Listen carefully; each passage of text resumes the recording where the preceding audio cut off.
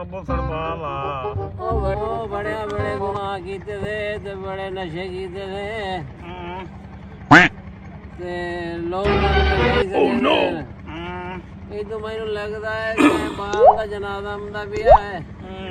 ਇਸੇ ਹੈ ਅੱਲਾਹ ਹੋ ਸਕਦਾ ਗੁਨਾਹ ਮਾਫ ਕਰ ਦੇਵੇ